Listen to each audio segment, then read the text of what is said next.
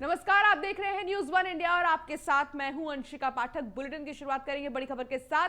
BJP अध्यक्ष JP Nadda ने अहम बैठक की है। यूपी मंत्रिमंडल विस्तार को लेकर 1 घंटे बैठक चली है। यूपी बीजेपी अध्यक्ष स्वतंत्र देव सिंह भी इसमें मौजूद रहे। संगठन महामंत्री सुनील बंसल भी शामिल हुए हैं। राष्ट्रीय संगठन महामंत्री बीएल संतोष भी मौजूद रहे। जेपी नड्डा के आवास पर चल रही थी बैठक, जो कि अब खत्म हो चुकी है।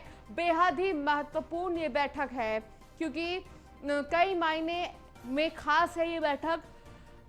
जेपी नड्डा के आवास पर ये बैठक चल रही थी और इसमें तमाम बातचीत की गई है। बीजेपी अध्यक्ष जेपी नड्डा ने अहम बैठक की है दिल्ली में। यूपी मंत्रिमंडल विस्तार को लेकर 1 घंटे बैठक चली है। अब यूपी में मंत्रिमंडल विस्तार को लेकर सुगबुगाहट क्योंकि तेज है, ऐसे में इसको लेकर लगातार मंथन भी किया जा रहा है। अरविंद चतुर्वेदी हमारे मैनेजिंग एडिटर हमारे साथ जुड़ गए हैं। अरविंद चतुर्वेदी जी, यूपी में मंत्रिमंडल विस्तार को लेकर सुगबुगाहट बहुत तेज है, क्या लगता है कौन से वो चेहरे हैं जो दिखाई देंगे यूपी मंत्रिमंडल में? देखिए, मैं आपको ये बताना चाहता हूं कि 5 से 7 नए चेहरे जो है वो शामिल किए जाएंगे। इसमें जो सबसे बड़ी बात है वो ये है कि व्यक्तिगत समीकरण को ठीक किया जाए। एक बात मैं कहना चाहता हूं कि किसी भी मंत्री को हटाया नहीं जाएगा, इस बात पे जो है लगभग फैसला हो चुका है। मैं यहाँ पे आपको ये भी बताना चाहता हूँ कि मौजूदा समय में अगर हम देखें तो सीएम के अलावा 22 कैबिनेट मंत्री हैं, 9 राज्य मंत्री हैं स्वतंत्र प्रभार के और 21 राज्य मंत्री हैं, यानी कुल 53 लोग हैं और कैबिनेट में कुल 7 लोग और शामिल हो सकते हैं। ऐसे में ब्राह्मणों, पिछड़ों, उसके अलावा दलित वर्ग, ये 3 लोगों को जो है उसमें मौका दिए जाने की बात की जा रही है क्योंकि 2022 का जो चुनाव है वो बेहद अहम है। और आपने देखा कि किस तरीके से केंद्र में उत्तर प्रदेश से कई मंत्री बनाए गए, अलग अलग जातियों के मंत्री बनाए गए हैं, वैसे ही राज्य में भी ऐसी कोशिश जो है वो संगठन और सरकार कर रही है जिससे कि जो लोग नाराज हैं या लगता है कि नहीं इनके इस जाति के व्यक्ति को हमें बढ़ाना है, तो उनके लोगों के उस कोटे से मंत्री बनाए जाएंगे। चलिए, बहुत शुक्रिया अरविंद जी इस तमाम जानकारी के लिए और तमाम बातचीत के लिए भी।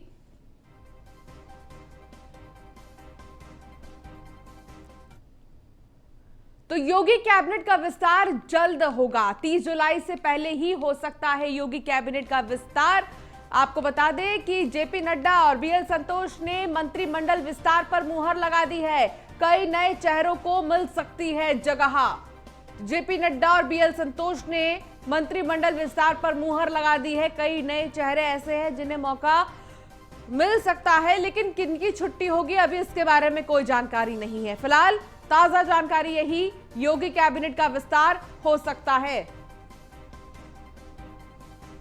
तो बड़ी खबर आपको बता दें, जहां यूपी मंत्रिमंडल का विस्तार हो सकता है और बेहद ही ज्यादा देखने वाली चीज ये होगी कि आखिर वो कौन से चेहरे हैं जो मंत्रिमंडल में शामिल किए जाएंगे। नीलेश चौहान हमारे साथ, हमारे संवाददाता जुड़ गए हैं। नीलेश, सीधा सवाल यही है कि यूपी मंत्रिमंडल का विस्तार होगा, ऐसे में कौन से वो चेहरे हैं जो दिखाई देंगे और किनकी छुट्टी हो सकती है? सीधे देखिए अंशिका, अगर हम उत्तर प्रदेश में मंत्रिमंडल के विस्तार की बात करें तो साफ तौर पे बीते दिनों जो उत्तर प्रदेश में तमाम बड़ी और अहम बैठकें हुई हैं, उससे ये साफ अंदाजा लगाया जा सकता है कि आने वाले दिनों में उत्तर प्रदेश सरकार का जो मंत्रिमंडल विस्तार है वो किया जाएगा। फिलहाल उत्तर प्रदेश के जो प्रदेश अध्यक्ष है स्वतंत्र देव सिंह, संगठन महामंत्री सुनील बंसल को आज दिल्ली बुलाया गया है, जहाँ पर घंटों बैठक चली है। भारतीय जनता पार्टी के जो प्रदेश अध्यक्ष हैं जेपी नड्डा के आवास पर यह बैठक चली है, जिसमें राष्ट्रीय संगठन महामंत्री बीएल संतोष भी शामिल रहे। तो कहीं ना कहीं ये कयास जो लगाए जा रहे थे बीते कुछ महीनों से, अब वो कयास पूर्ण होने वाले हैं। उत्तर प्रदेश मंत्रिमंडल की अगर हम बात करें तो 60 अधिकतम मंत्री उत्तर प्रदेश सरकार में हो सकते हैं। वर्तमान समय की बात करें तो 53 मंत्री सरकार में है और 7 जगह अभी खाली है। कहीं ना कहीं क्षेत्रीय समीकरण की बात को ध्यान में रखकर इस मंत्रिमंडल का विस्तार किया जाएगा, जातिगत समीकरण देखा जाएगा। क्योंकि उत्तर प्रदेश में 2022 में विधानसभा चुनाव है, वो काफी महत्वपूर्ण चुनाव है क्योंकि भारतीय जनता पार्टी चाहती है कि उत्तर प्रदेश में दूसरी बार फिर सत्ता में काबिज हो।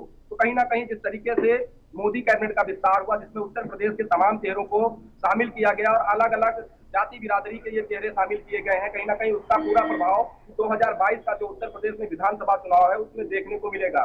उसी के तहत जब अगर उत्तर प्रदेश में कैबिनेट का विस्तार होगा, मंत्रियों का विस्तार होगा, तो कहीं ना कहीं जातिगत समीकरण विशेष रूप से ध्यान में रखा जाएगा, ताकि जो पश्चिम के जिले हैं और पूर्वांचल के जिले हैं जहां पर जातिगत समीकरण जी। बहुत कुछ डिसाइड करता है कि वहां पर ठीक है। किस पार्टी का नेता विजयी होगा, तो ऐसे में वैसे ही चेहरों को तवज्जो भारतीय जनता पार्टी देगी, जो भारतीय जनता पार्टी के लिए 2022 में जो है बेहतर काम कर सके। तो तमाम प्रयासों की बिल्कुल 2022 में विधानसभा चुनाव है और ऐसे में जिस तरीके से भारतीय जनता पार्टी की तरफ से काम किया जा रहा है, बिल्कुल पार्टी नहीं चाहती कि कोई भी लापरवाही हो, कोई भी कमी हो, और ऐसे में जितना हो सके उतना मजबूत किया जा रहा है इस पूरी टीम को, और यही वजह है कि मंत्रिमंडल का भी विस्तार किया जाएगा और नए चेहरों को मौका दिया जाएगा।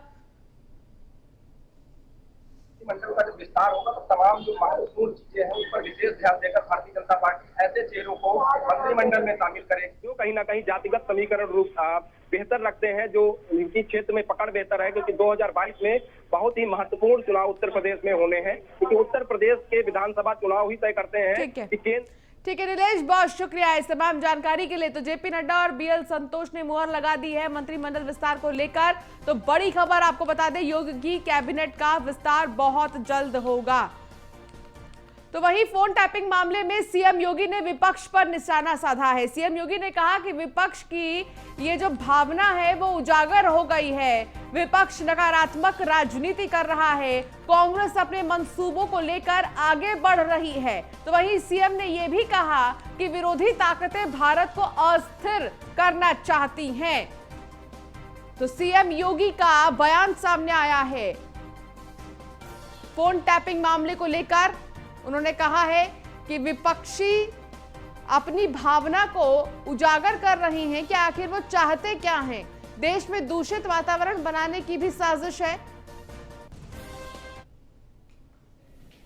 एक बहुत बड़ी साजिश का हिस्सा है कि भारत के संसद सत्र के ठीक पहले, जिस संसद सत्र में किसानों के मुद्दे को लेकर के, कोविड के मुद्दे को लेकर के और देश से जुड़ी हुई अन्य महत्वपूर्ण मुद्दों को लेकर के सार्थक चर्चा होती, तमाम ऐसे बिल्स थे जिन पर आगे चर्चा बढ़ा करके देश के हितों के लिए 130 करोड़ लोगों के हितों के लिए कार्य होता, उस पर कार्य संसद में होने देने की बजाय विपक्ष जिस नकारात्मक भूमिका के साथ आया है, ये अत्यंत दुखद है, दुर्भाग्यपूर्ण है। तो सीएम योगी ने फोन टैपिंग मामले को लेकर विपक्ष पर हमला बोला है। विपक्ष को सीएम योगी का जवाब, जहां उन्होंने कहा है कि विपक्ष की जो एक भावना है वो उजागर हो रही है कि आखिर वो चाहते क्या है, नकारात्मक राजनीति कर रहा है विपक्ष।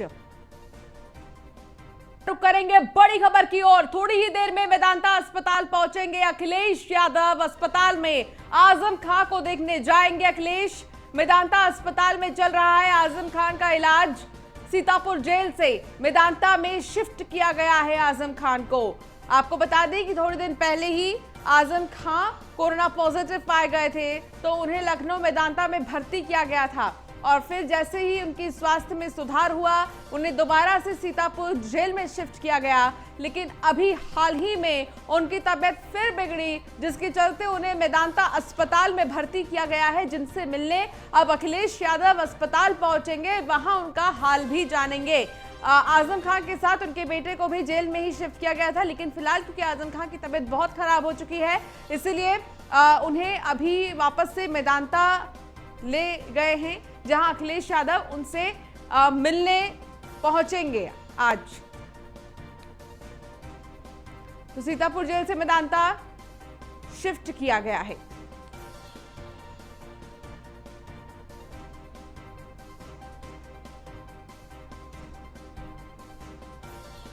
तो दिल्ली में आज बीजेपी संसदीय दल की बैठक हुई। बैठक में पीएम मोदी ने कहा कि विपक्ष निराश हो गया है। इतना ही नहीं, पीएम मोदी ने कहा कि सच्चाई को बार बार जनता तक पहुंचाया जाए, जनता को सरकार के काम के बारे में बताया जाए। तो वहीं कांग्रेस पर हमला बोलते हुए पीएम ने कहा कि कांग्रेस आरोपों की राजनीति करती है और कांग्रेस हर जगह हार रही है। तो पीएम मोदी ने कांग्रेस पर हमला बोला है। उन्होंने कहा कि कांग्रेस हर जगह हार रही है। इतना ही नहीं, उन्होंने ये भी कहा कि जिस तरीके से कांग्रेस का रवैया देखने को मिल रहा है, जनता उन्हें जवाब दे रही है। तो बैठक में पीएम मोदी ने कहा कि विपक्ष निराश हो गया है, हताश हो गया है। सच्चाई को बार बार जनता तक अभी पहुंचाना जरूरी है। जनता को सरकार के काम के बारे में भी बताना बेहद जरूरी है।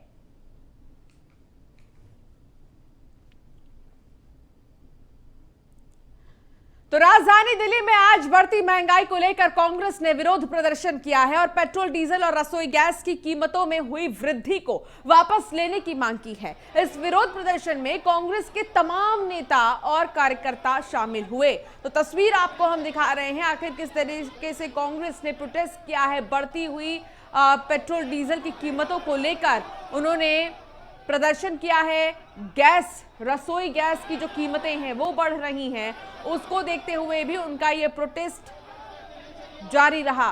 महंगाई को लेकर कांग्रेस का प्रदर्शन, जहां पेट्रोल, डीजल और रसोई गैस की बढ़ती कीमतों को लेकर प्रदर्शन किया गया है कांग्रेस पार्टी की तरफ से। कांग्रेस के कई नेता और कार्यकर्ता प्रदर्शन में शामिल हुए।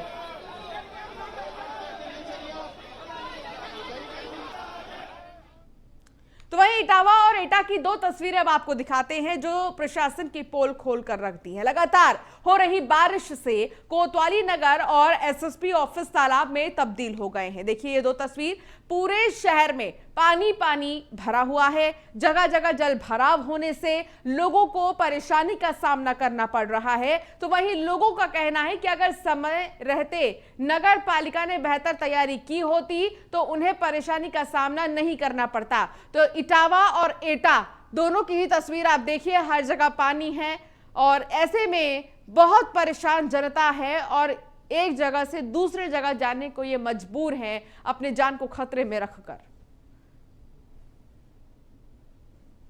तो जलभराव से लोगों को परेशानी हो रही है। इटावा की तस्वीर आपको हम दिखा रहे हैं। आप देखिए आखिर कैसे लोग गाड़ी को इस भरे पानी में से लेकर जा रहे हैं। हर जगह जल जमाव की स्थिति है और इस जल जमाव की स्थिति में ही लोग एक जगह से दूसरी जगह जाने को मजबूर हैं। जान हथेली पर रखकर लोग यहां से गुजर रहे हैं, लेकिन बिल्कुल भी इसमें कोई एक्शन नहीं लिया जा रहा है, कोई इंतजाम नहीं किया जा रहा है, क्योंकि लगातार ऐसी ही स्थिति लगभग हर साल देखने को मिलती है। इटावा हो चाहे एटा हो, यहां पर बारिश के समय यही स्थिति बनी रहती है।